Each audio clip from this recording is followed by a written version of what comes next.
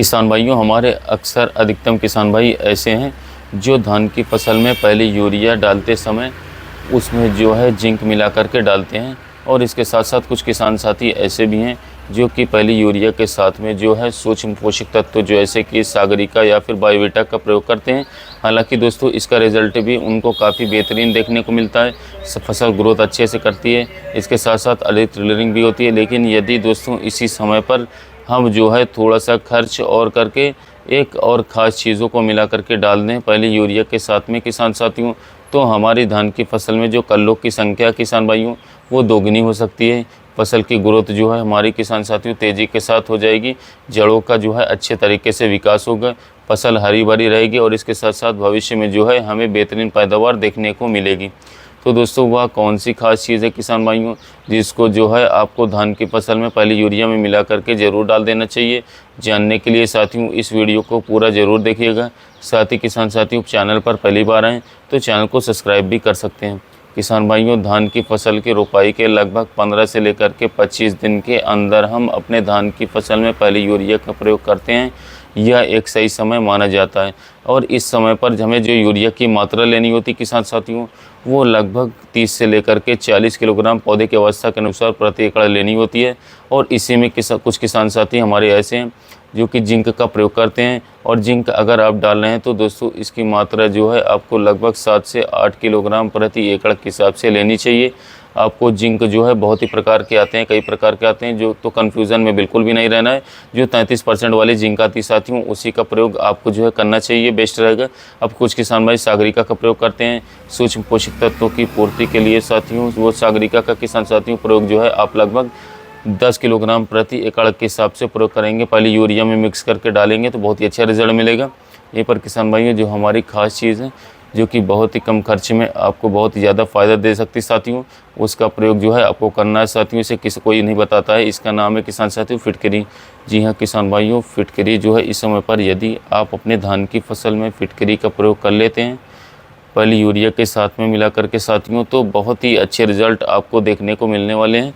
यदि हम फिटकरी के धान की फसल में फ़ायदे की बात करें किसान साथियों, तो सबसे पहले तो यह जो है कुदरती है, हमारे ज़मीन को बिल्कुल भी नुकसान नहीं करता है साथियों। इसको डालने से किसान भाइयों फुटाव अधिक से अधिक मात्रा में होते हैं, और इसके साथ साथ जो ये सबसे बड़ा काम करता है किसान साथियों, आपकी धान की फसल में ज़मीन की जो पीएच वैल्यू है उसको सामान्य करता है, मेंटेन रखता है।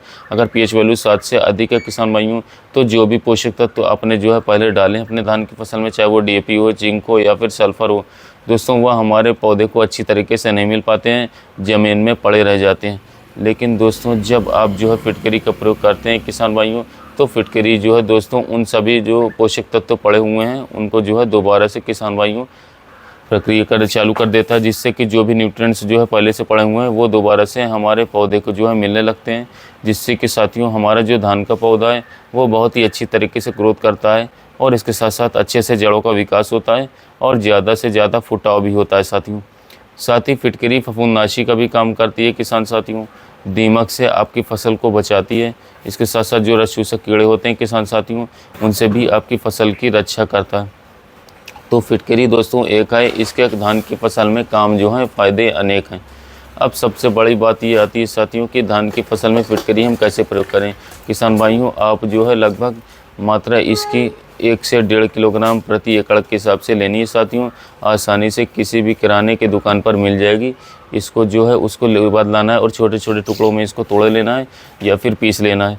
इसके बाद किसान साथियों आपको जो है खाद वाली एक बोरी आती है साथियों, उसी के साथ लेना है और उसकी पुटली बना देना है, और जहाँ से भी आप सिंचाई करते हैं किसान साथियों उस बांध पर आपको रख देना है।